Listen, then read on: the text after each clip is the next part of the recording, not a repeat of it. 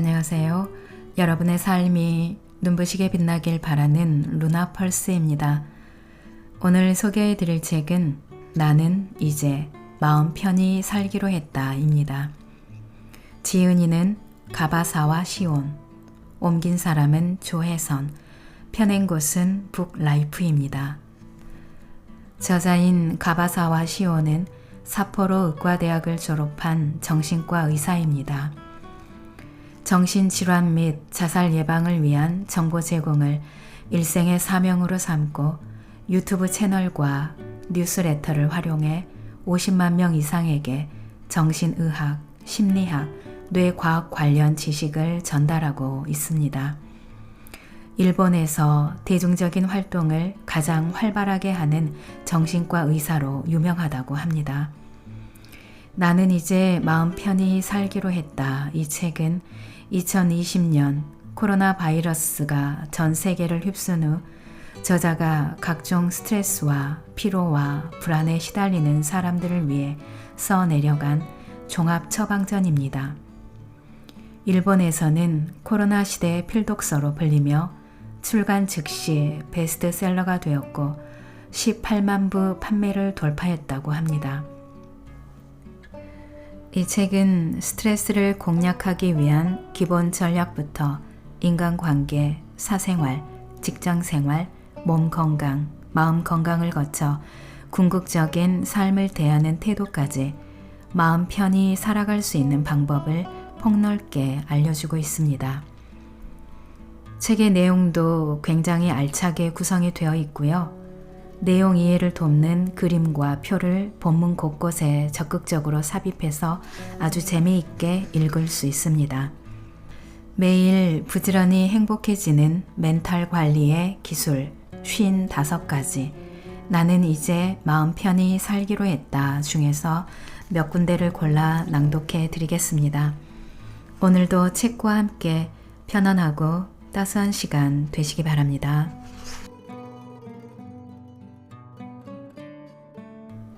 들어가며 스트레스에서 자유로운 사람이 되자. 우선 질문이 있다. 스트레스는 아예 없애는 편이 좋다. 예스일까? 노일까? 아마 예스를 고른 사람이 많을 것이다.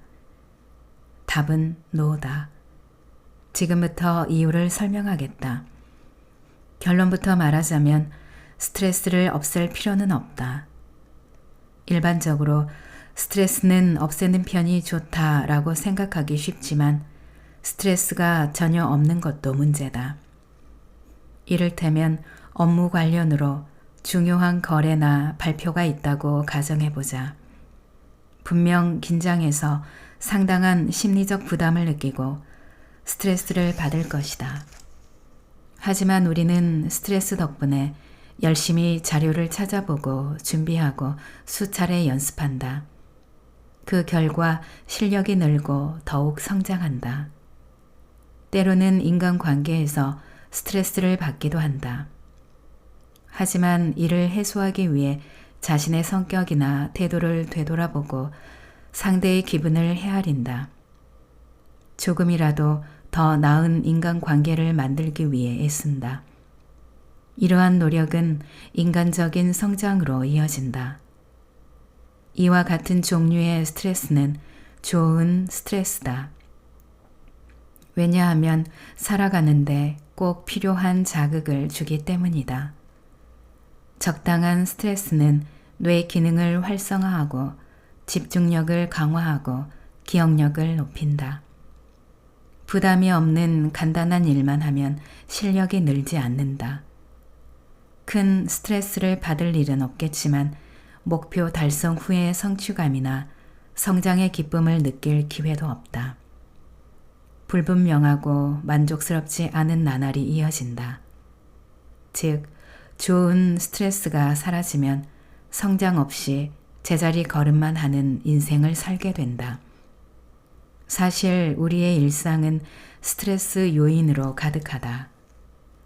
직장 내 인간관계를 비롯해 출퇴근이나 통학, 집안일이나 육아까지 무엇이 힘든지 이야기하기 시작하면 밤을 새워도 모자라다. 이러한 일에서 모두 벗어나 스트레스의 원인을 없애는 것은 불가능하다. 어느 정도의 스트레스는 있어도 괜찮다. 살아가는데 필요한 자극을 주고 삶의 질을 높이기 때문이다. 하지만 반대로 스트레스를 너무 많이 쌓아두면 몸이 망가지고 우울증을 비롯한 마음의 병에 걸린다. 그러니 다음의 두 가지에 유념하자. 1. 스트레스가 없는 상태에서 잔다. 2. 스트레스와 피로를 다음 날까지 끌고 가지 않는다. 스트레스를 전부 없애는 것이 스트레스에서 자유로워지는 길은 아니다. 낮에 정신없이 일하느라 스트레스가 쌓여도 밤에 제대로 풀어주면 된다. 스트레스에서 자유로운 사람이란 스트레스와 잘 지내는 방법을 터득해 스트레스를 쌓아두지 않는 사람을 말한다. 버티는 사람과 유연한 사람. 연장 근무와 야근을 일삼는 블랙 기업에서 근무하다가 불과 몇 달 만에 우울증에 걸리는 사람이 있다. 한편 같은 직장에서 몇 년씩 일해도 아무 일 없이 지나가는 사람도 있다. 왜 이러한 차이가 생길까? 회복 탄력성이라는 심리학 용어가 있다. 회복력이나 복원력이라고도 부른다. 동일한 환경에서 같은 스트레스를 겪어도 사람마다 느끼는 방식이 다르다. 회복 탄력성이 높은 사람은 스트레스를 받아도 참고 견디다가 부러지기보다는 용수철처럼 유연하게 제자리로 돌아온다. 그러니 회복 탄력성을 받아 넘기는 힘이라고 불러도 좋을 것이다. 나는 마음의 유연성이라는 표현을 즐겨 쓴다. 마음이 꺾인다 라는 말이 있는데 마음이 꺾이는 이유는 버티려 하기 때문이다. 스트레스를 유연하게 받아 넘길 줄 아는 사람은 절대 꺾이지 않는다. 내 임상 경험으로 미루어 보면 꼼꼼하고 성실한 사람일수록 우울증에 잘 걸린다. 이러한 성향의 사람은 스트레스 요인을 정면으로 받아내려 하기 때문에 쉽게 불안을 느끼고 고민에 빠지며 부정적 감정을 해소하지 못하기 때문이다. 이때의 불안과 고민은 앞서 말한 좋은 스트레스가 아니라 나쁜 스트레스다.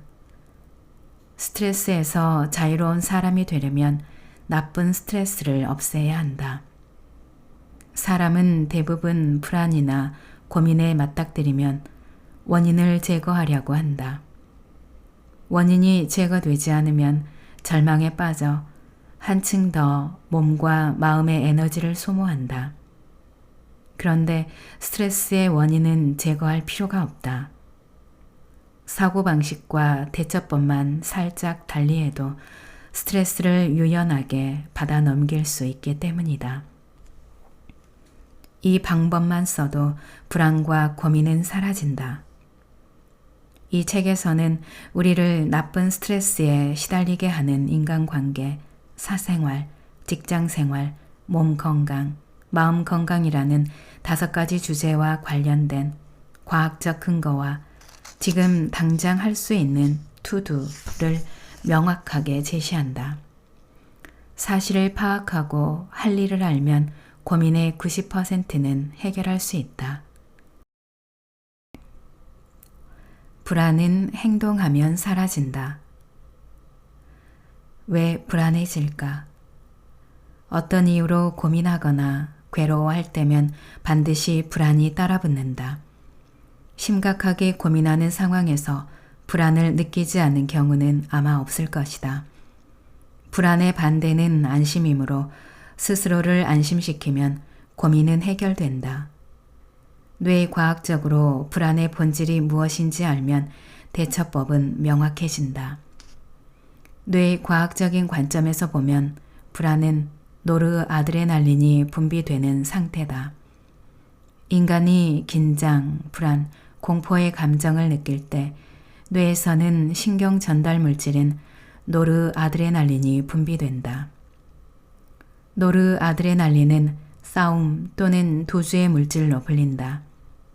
원시인이 맹수와 맞닥뜨린 장면을 상상해보자. 맹수는 이미 인간의 존재를 알아차리고 공격 태세를 취하고 있다. 인간은 싸우든가 달아나든가 둘 중 하나를 선택해야 한다. 넋놓고 가만히 서 있다가는 죽음을 면치 못할 것이다. 싸울까 달아날까. 노르아드레날린이 분비되면 뇌가 예민해져서 집중력이 올라가고 앞으로 어떻게 하면 좋을지 순간적으로 판단할 수 있게 된다. 또한 노르아드레날린과 함께 아드레날린이 분비되면서 심장 박동이 빨라지고 온몸에 혈액이 빠르게 돌아 안절부절 못하는 상태에 빠진다. 온 힘을 다해 달아날까 아니면 맹렬하게 싸워서 쓰러뜨릴까. 노르아드레날린이 일으키는 불안과 공포가 위기에서 벗어나는 에너지로 작용한다. 즉 위기의 순간에 재빨리 움직여 라며 맹렬한 기세로 우리를 다그치는 물질이 노르아드레날린이다. 불안은 가만히 있으면 커지고 움직이면 작아진다. 불안은 위태롭거나 난처할 때 찾아온다.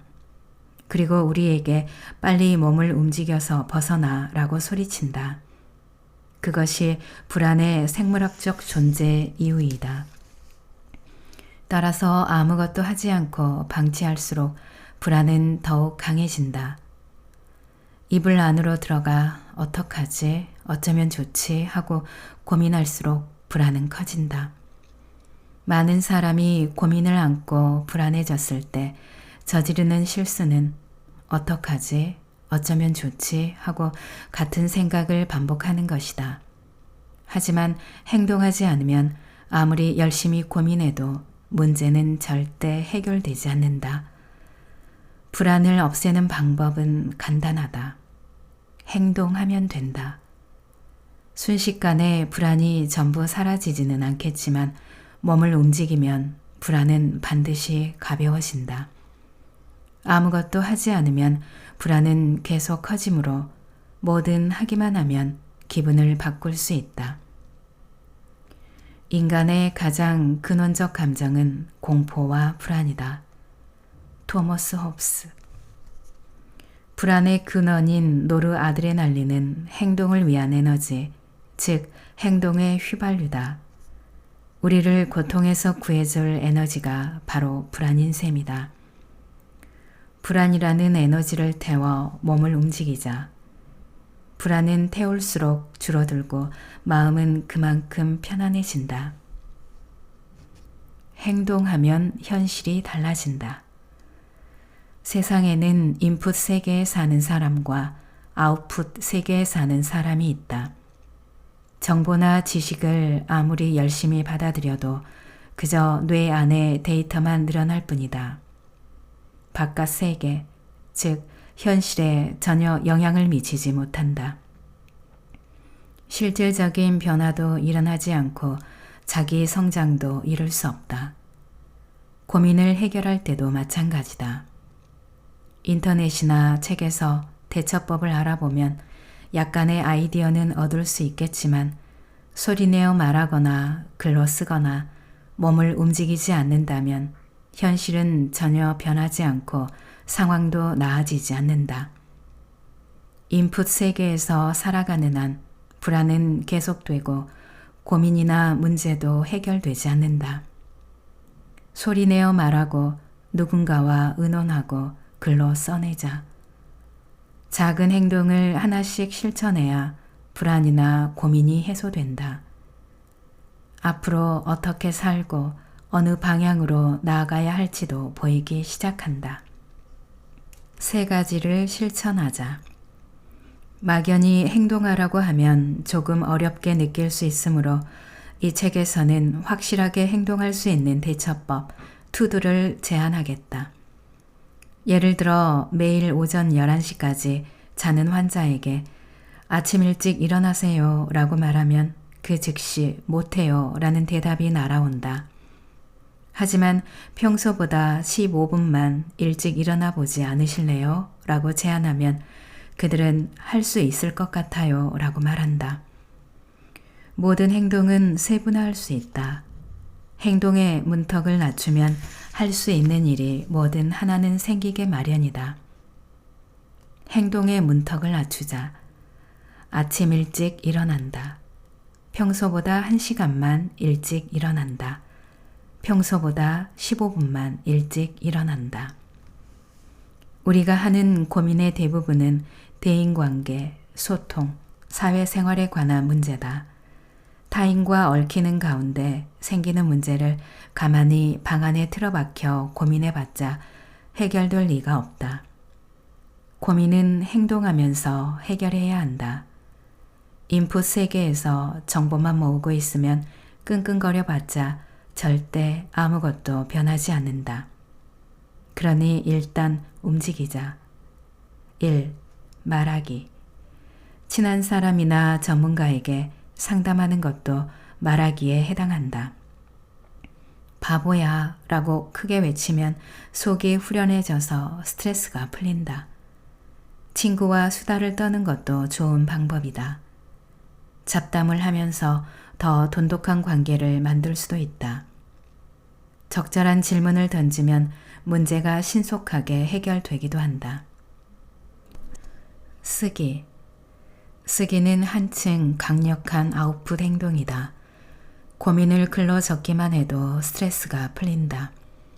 문장으로 남기면 머릿속이 정리되어 고민이 명확해진다는 장점도 있다. 매일 일기를 쓰면 스스로를 통찰하는 힘이 길러진다. 글로 적으면 머릿속이 정리되어 자신을 더 깊이 이해하게 되므로 그릇된 생각이나 부적절한 감정이 보이고 어떻게 고치면 좋을지 깨달음을 얻을 수 있다. 움직이기. 만일 강한 불안감이 도저히 가라앉지 않는다면 지금 당장 밖으로 나가서 100m를 전력 질주하자. 마음이 꽤 개운해질 것이다. 불안은 뭐라도 해 라고 부추기는 에너지이므로 온 힘을 다해 무언가를 하면 줄어들거나 사라진다. 가장 좋은 방법은 운동이다. 운동을 하면 세로토닌이 활성화되어 노르아드레날린이 정상화된다. 머릿속이 진정되고 마음이 편안해져 부정적인 감정이 가라앉는다. 마음이 불안하다면 우선 행동하자. 분노를 다스리는 방법. 화를 알아차리자. 흔히들 화가 나는 것을 이성을 잃는다 라고 표현한다. 그만큼 화가 나면 자신의 마음을 알 수 없게 되고 이성을 다스리지 못하는 상태에 빠진다. 화가 난다면 지금 나는 화가 났다 라는 사실을 알아차리는 것이 중요하다. 나는 이제 곧 화를 낼 것 같다. 이대로 가다가는 이성의 끈이 끊어질 것 같다. 왠지 모르게 짜증나기 시작했다 라는 식으로 분노의 징후를 먼저 알아차리면 화를 다스릴 수 있다. 분노가 날뛰는 말이라면 분노의 인식은 고삐를 꽉 쥐는 행위다. 말이 곧 날뛸 것처럼 보이면 고삐를 쥐고 말을 통제해야 한다. 제대로 꽉 쥐지 않으면 고삐는 손에서 벗어나고 말은 날뛰다가 실격 처리되고 말 것이다. 투두 1. 나는 화났어 라고 중얼거리자. 그럼 어떻게 해야 분노를 알아차릴 수 있을까? 화가 치밀어 오를 때 지금 나는 화났어 라고 마음속으로 중얼거리면 된다. 지금 나는 화났어. 지금 나는 화났어. 지금 나는 화났어. 라고 마음속으로 3번 중얼거리자. 혼자 있을 때는 소리내서 말해도 좋다.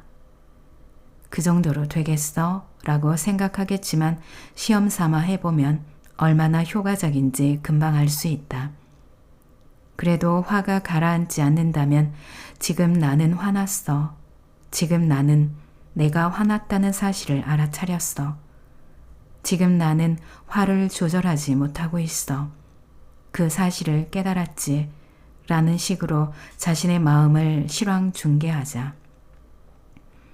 분노 그 자체는 돌발적으로 솟구치는 감정이다. 화를 가둬서 못 나오게 해봤자 소용없다. 가둬놓지 말고 화내는 자신, 화가 날 것 같은 자신을 객관적으로 바라보면 된다. 계속해서 마음의 실황을 중계하면 카메라가 자신을 촬영하는 듯한 기분이 든다.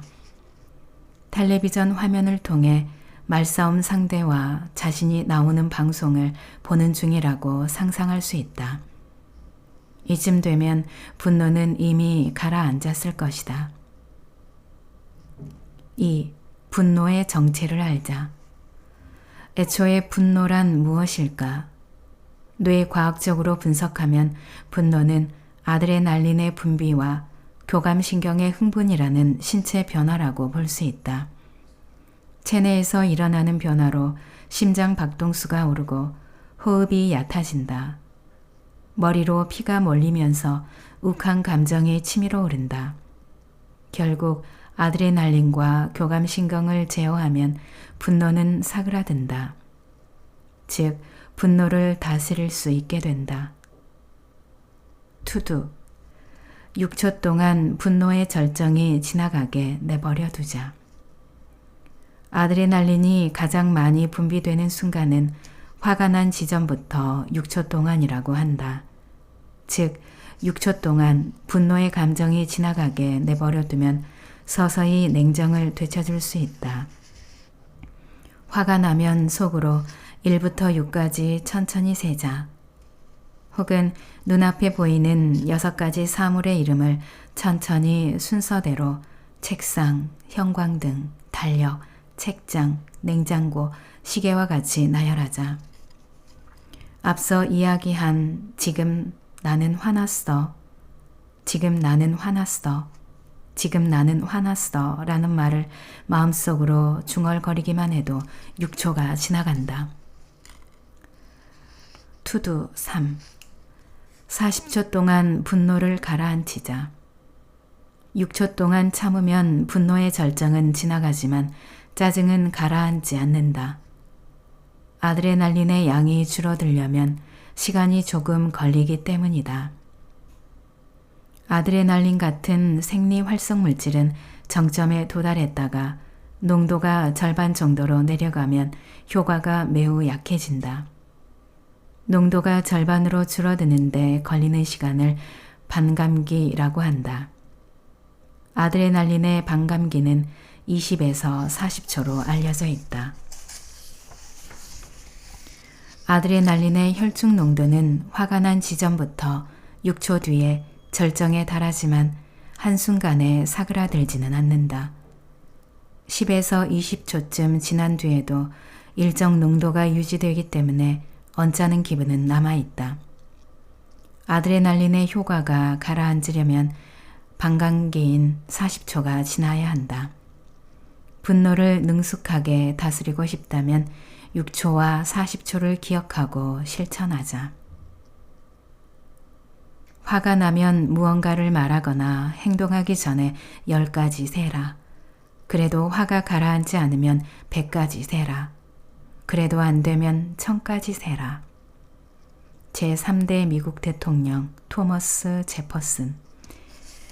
40초가 지나가는 동안 심호흡을 하면 좋다. 앞에서 올바르게 심호흡하는 방법을 소개했다. 5초 동안 들이마시고 15초 이상 들여서 모든 숨을 내쉰다.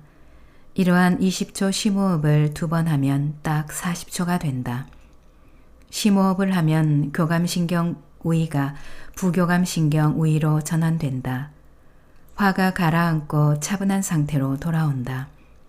심호흡은 이미 화가 난 지점에 하는 것보다 화가 날 것 같을 때 예방 차원에서 미리 하면 더 효과적이다.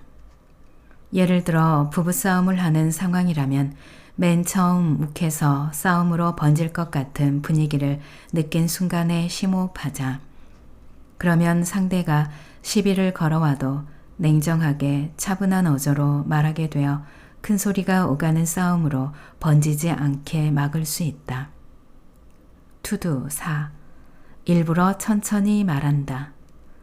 말싸움하는 상황에서 상대의 말에 재빨리 반박하면 심호흡할 틈이 생기지 않는다. 그럴 때는 천천히 말하면 좋다. 말만 천천히 해도 화는 서서히 가라앉는다.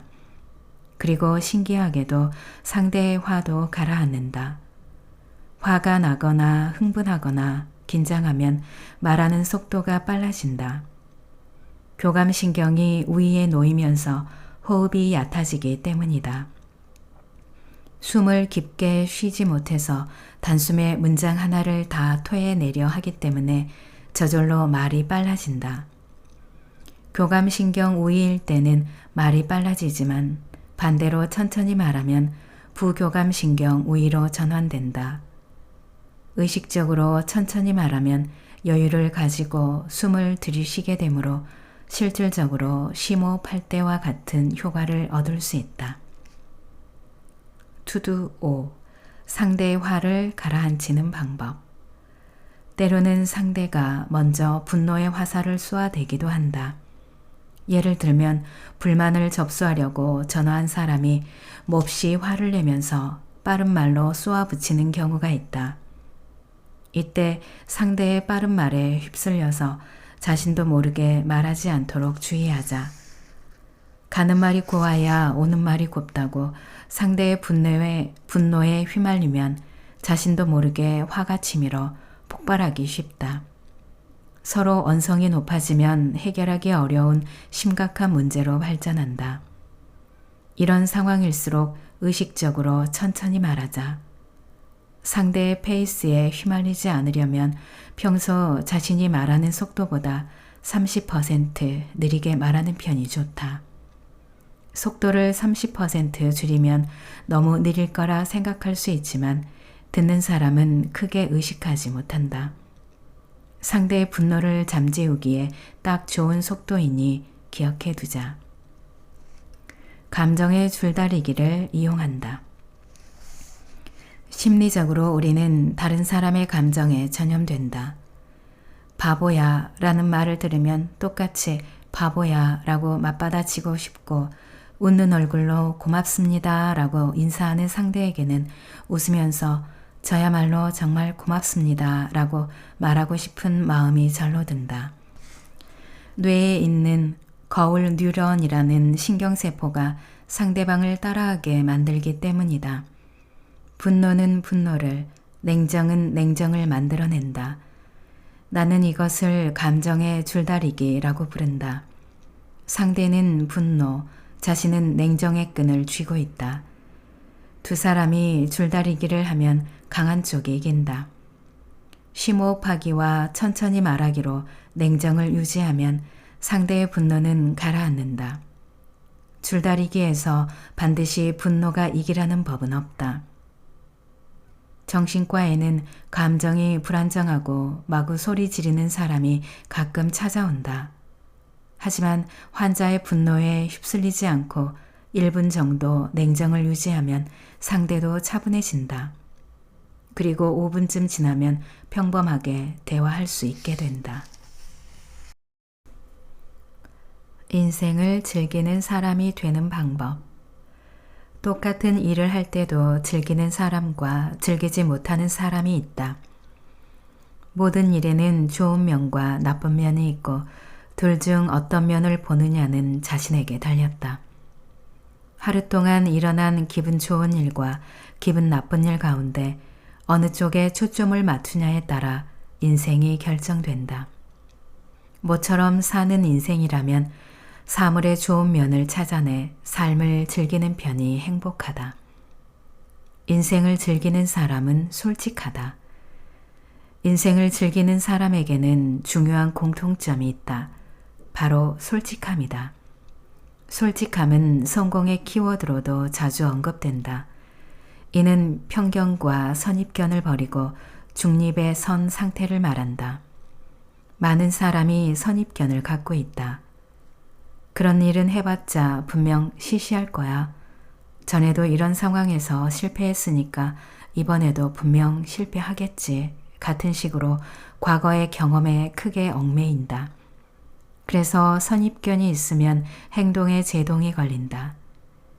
중립 상태에서는 다른 사람이 충고나 조언을 해주었을 때 일단 해보자 하고 솔직하게 받아들일 수 있다. 그러면 새로운 기회와 만남의 폭이 넓어질 뿐만 아니라 즐겁고 재미있는 일을 접할 기회도 늘어난다. 선입견이 강하면 수많은 기회를 잃고 지금과 다름없는 일상을 반복한다. 그런 삶에서는 즐겁고 재미난 사건이 벌어질 수 없다. 중립이 아닌 상태일 때 아무리 대단한 정보를 들려주어도 뇌에서 그 정보를 차단한다. 한 귀로 듣고 한 귀로 흘려보낸다. 솔직해지고 싶다면 무엇이든 일단 하고 보자.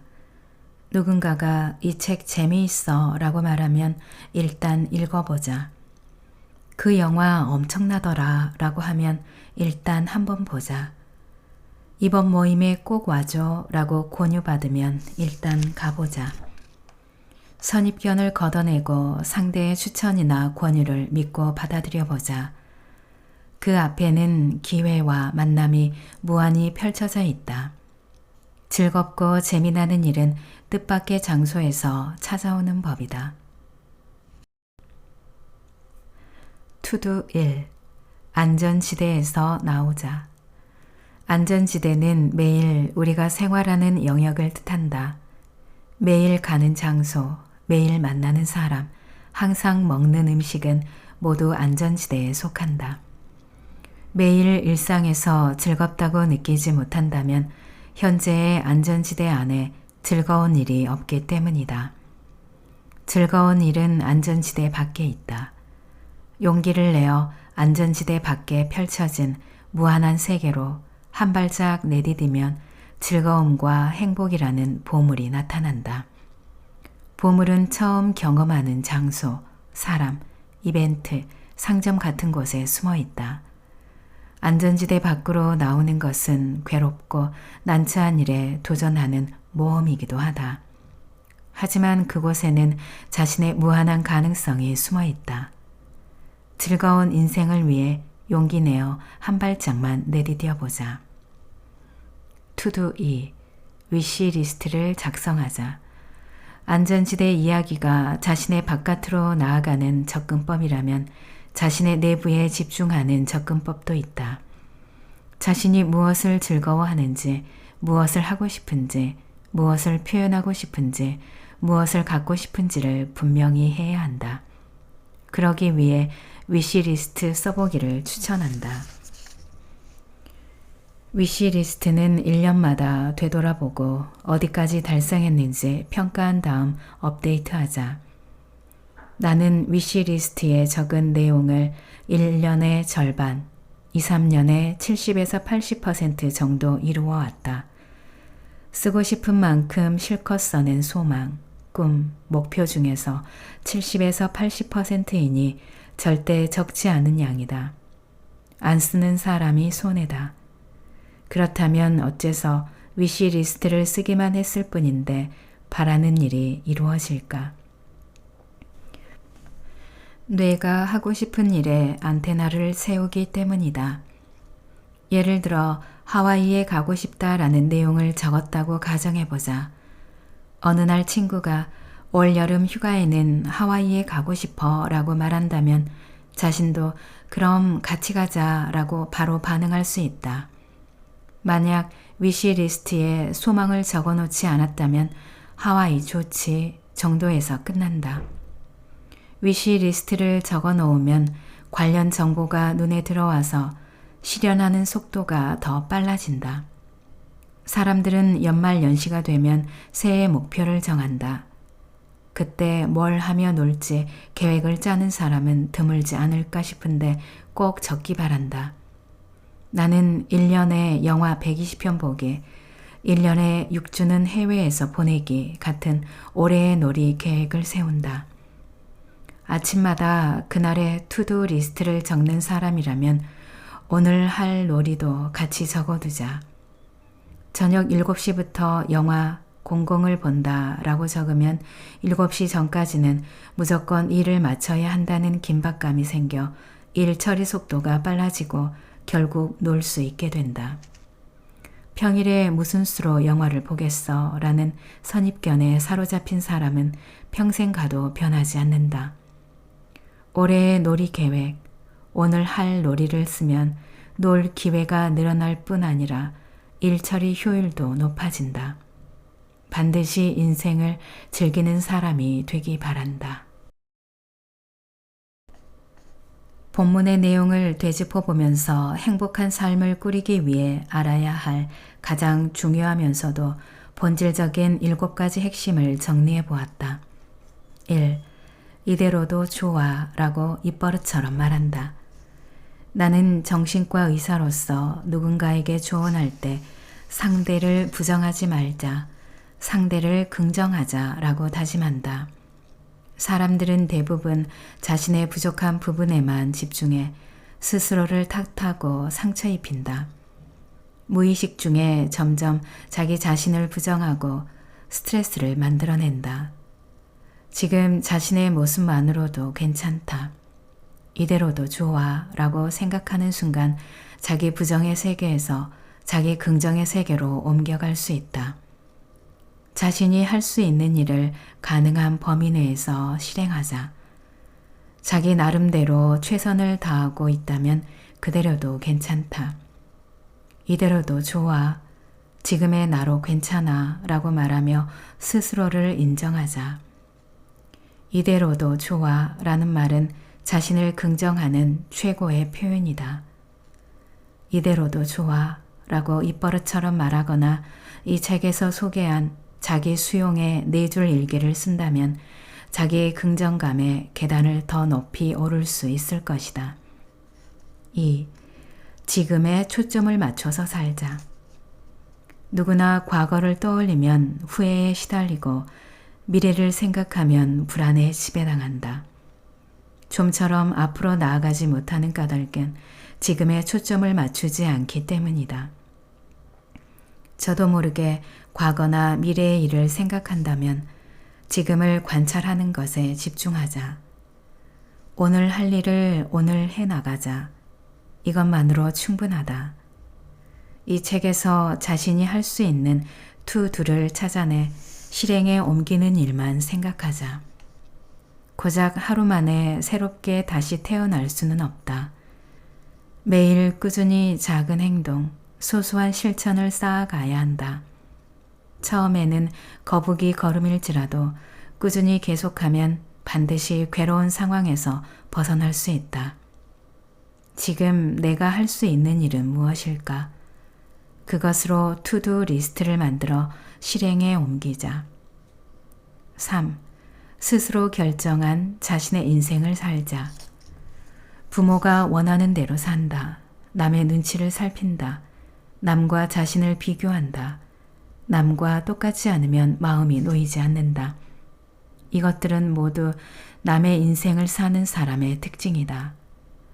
아들러 심리학에서는 남의 인생을 사는 것을 최악의 삶의 방식으로 본다.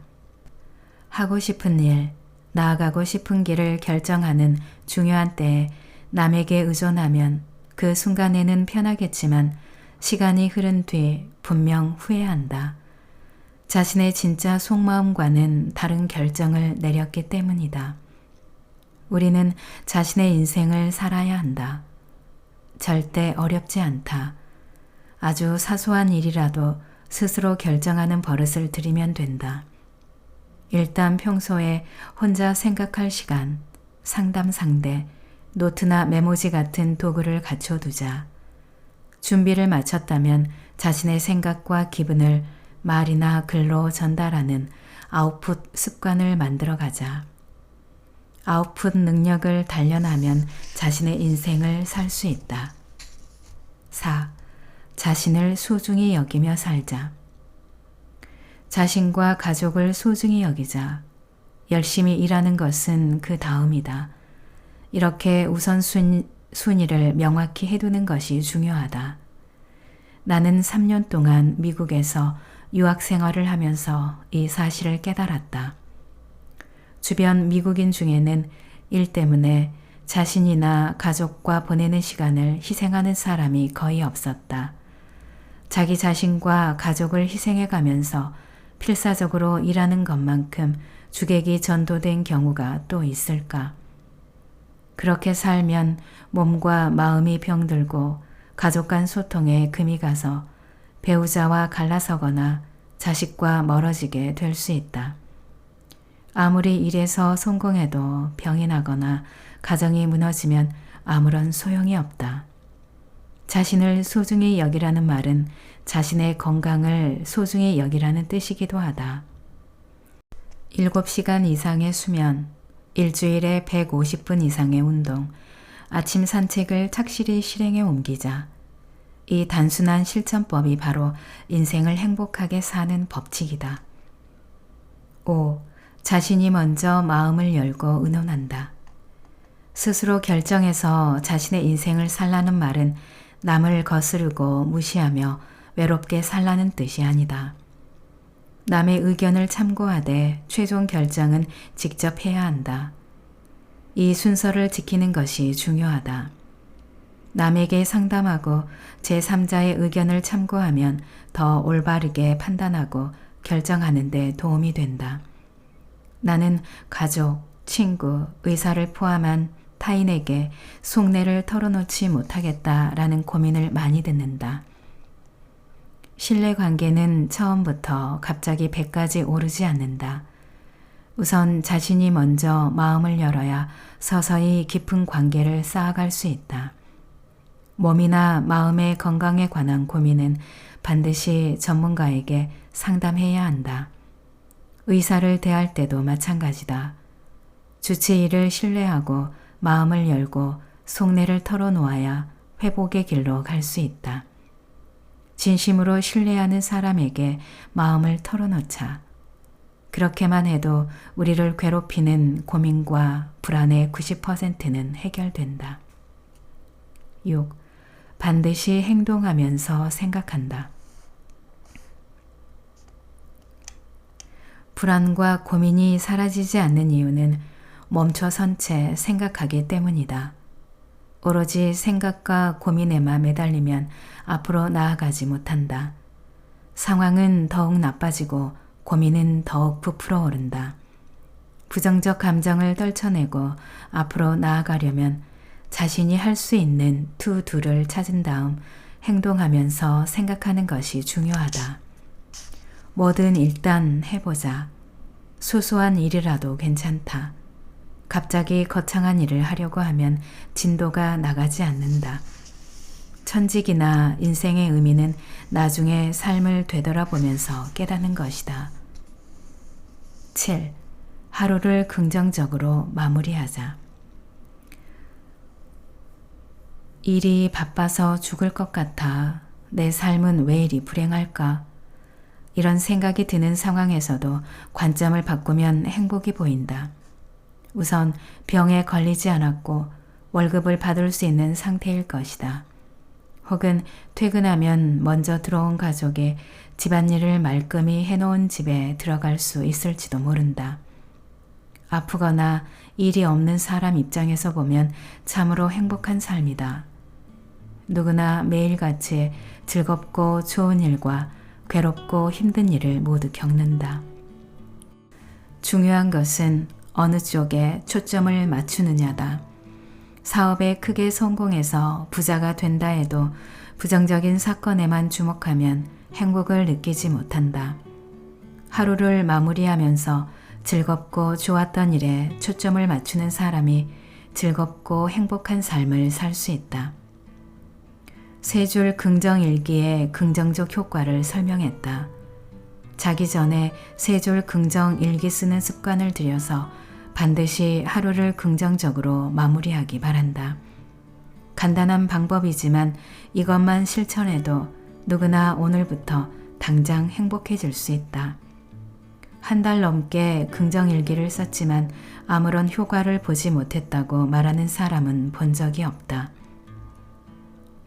여기까지 정리한 7가지 핵심 대처법을 기억해 두었다가 고민에 빠지거나 난처해졌을 때 실천해 보기 바란다. 낭독은 여기까지입니다.